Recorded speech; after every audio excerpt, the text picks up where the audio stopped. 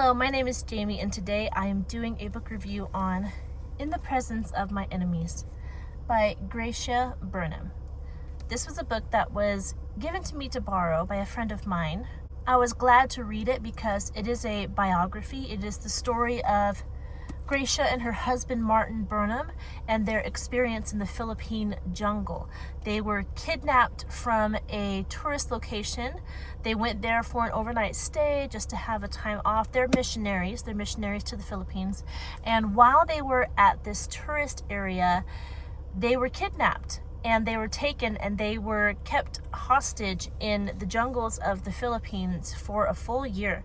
They were trying to get people to pay ransom to get Martin and Gracia back for them to be released, but just a lot of stuff happened that made it so that Martin and Gracia were not released for over a year.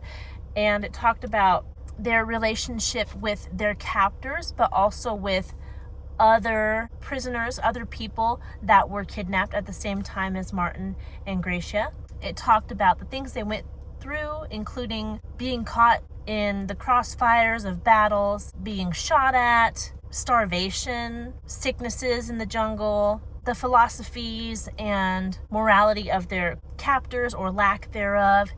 And this whole time, Martin and Gracia encouraged each other in the Lord. They would sing hymns to each other. They would sing hymns around their captors and the other people who were prisoners to these terrorists. They prayed daily. They would journal. They did have the opportunity to get word from their kids and to get word out themselves. It was a very interesting story, and it was just eye-opening to see two Christians under intense persecution, being away from their families, not knowing if they were going to get out of the situation alive. It also shed some light on those who are Muslims, those within the Islam belief system, and how they view Muhammad and how they view his teachings and whether or not they believe those teachings apply to them. And there's varying levels depending on who you speak to. They also talked about some things that were in the Quran and what it allowed them to do as captors. I came away from this book just with one of my beliefs being underlined or underscored even more. And it's that people who don't know Christ and who are so convinced of one thing or of their own belief system, it is so hard to minister to people, to convince them that what they're doing is wrong when they truly believe that they're fine or they're excused from bad behavior because of this, that, and the other thing within their religion that excuses them.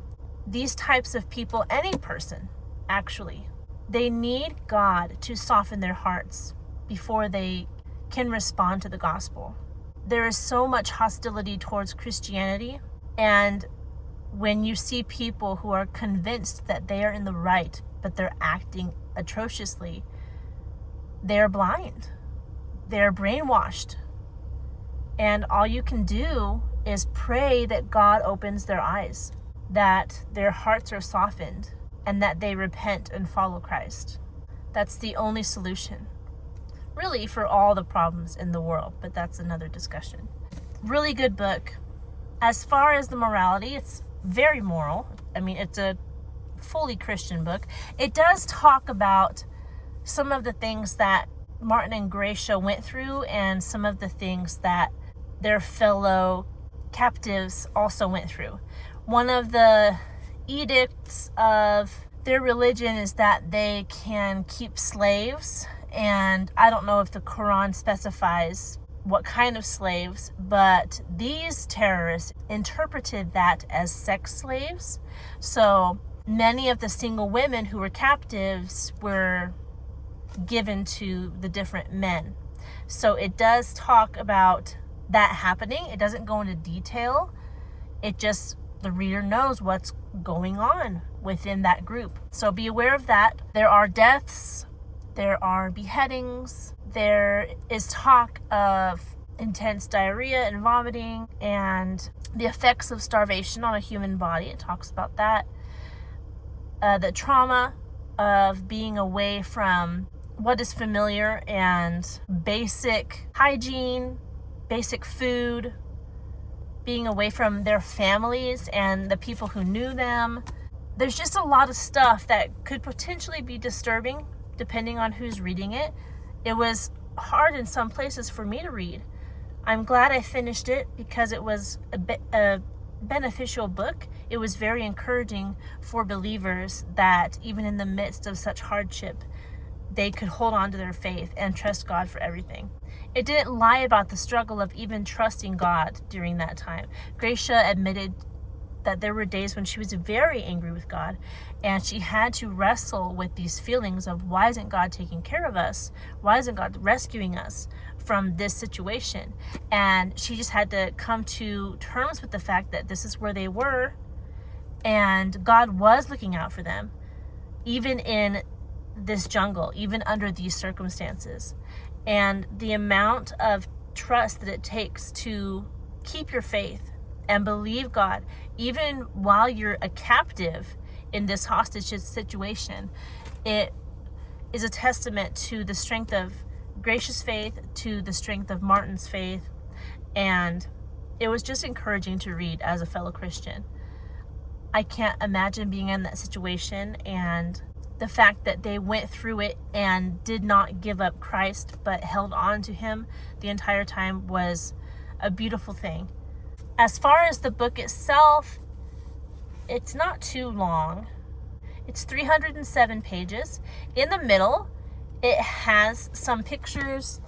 There's Martin and Gracia and one of the terrorists.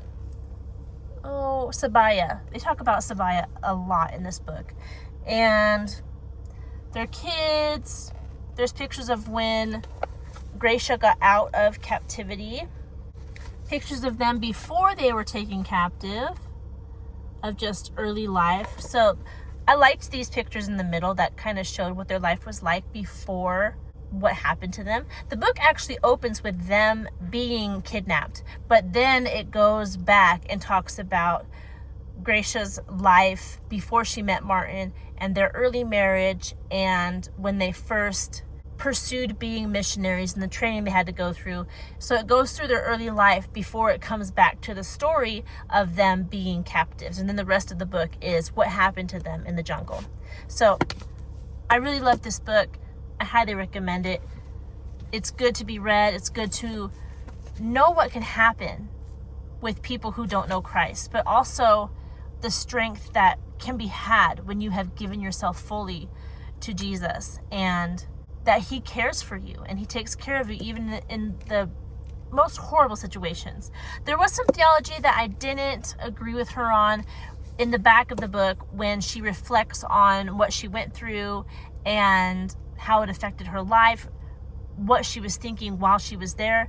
There was some conclusions that she came to that I don't fully agree with her on, but it was not a make it or break it thing. I would still recommend this book to people.